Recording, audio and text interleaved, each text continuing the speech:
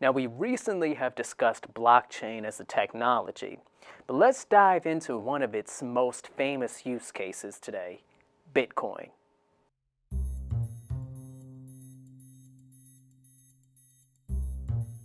Today, Bitcoin is the largest cryptocurrency by market capitalization, and it's often thought of as the first cryptocurrency.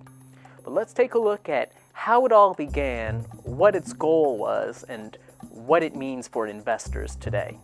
To start, we're going to have to rewind back to 2008. The whole world was going through a recession, and trust in centralized institutions did take a hit. Someone under the pseudonym Satoshi Nakamoto published a paper called Bitcoin, a peer-to-peer electronic cash system. Now, this paper had the stated goal of creating a decentralized cash transfer system. That way, things like banks and other middlemen processors wouldn't be necessary to facilitate transactions.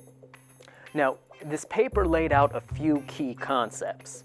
It introduced the world to the blockchain technology as a means for verifying the transactions on the Bitcoin network. The white paper also introduced the concept of cryptocurrencies. You can think of cryptocurrencies as digital currencies that use cryptographic technology under their hood. You use digital currencies every day. Think about how many transactions happen on your phone or over the internet instead of in the store with physical cash. Another key factor introduced in the Bitcoin paper was the concept of the decentralized processing. Now, when you handle a transaction with your credit card, there are centralized companies that actually handle processing that transaction. Think Visa, MasterCard, Bank of America, etc. Well, if Bitcoin is decentralized and there's no single company handling the transaction processing, how do those transactions happen? Well, instead of a single company, they leave it to a variety of computers that are using the blockchain to process and facilitate the transactions.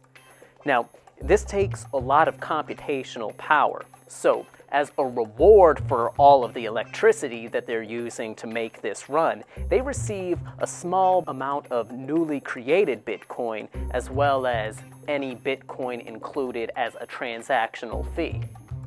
So, that's a lot to take in, so let's go through an example of that. Let's say Sally wants to send James 5 Bitcoin.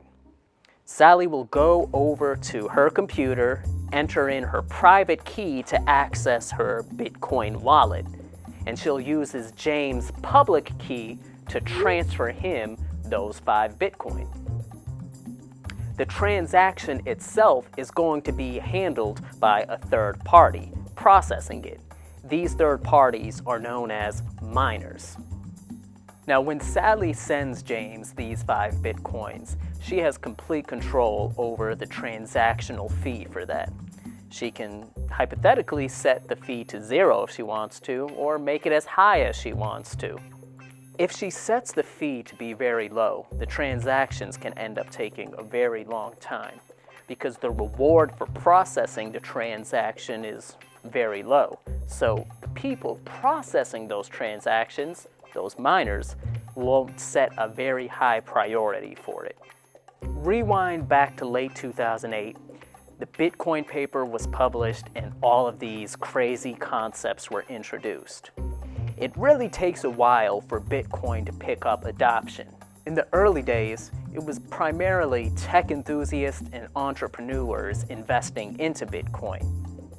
There were also criminal uses of it attracted to the fact that Bitcoin wallets don't have any name or social security tied to them. Fast forward about a decade, and all of a sudden, Bitcoin reached a high of $19,000 USD. If you invested $100 worth of Bitcoin in 2011, that would be worth more than $6 million at the end of 2017. So what's going on there?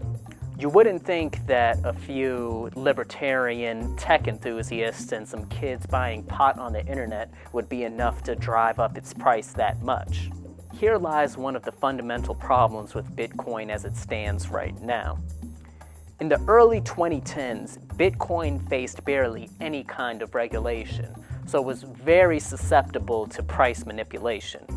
Today, experts believe that about 1,000 people own 40% of the Bitcoin supply. These same experts believe that most of Bitcoin's price surges can be traced back to intentional manipulation by these few whales, as they're known.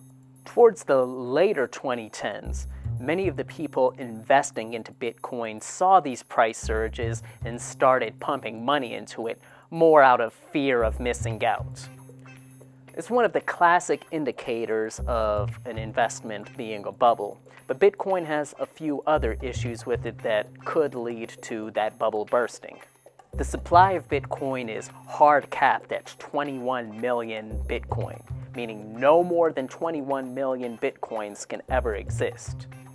The theory behind that being that if you hard cap the supply while demand is increasing, the price for Bitcoin will always climb up. In reality, if people are holding onto those Bitcoins assuming that their price value will always go up, it leads to the possibility of a deflationary spiral.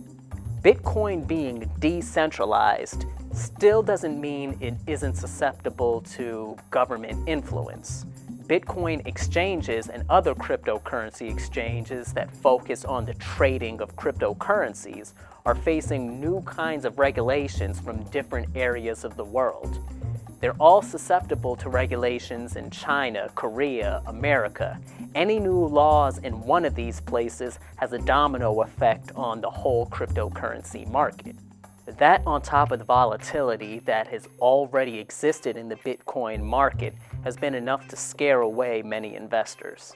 Today, developers are working on solving a lot of the technical limitations of Bitcoin right now. But there's also the downside of all of the social, economic, and regulatory issues that it continues to face as an investment. So what do you think about Bitcoin? Let us know in the comments below. And be sure you get subscribed so you don't miss another InvestorPlace Minute.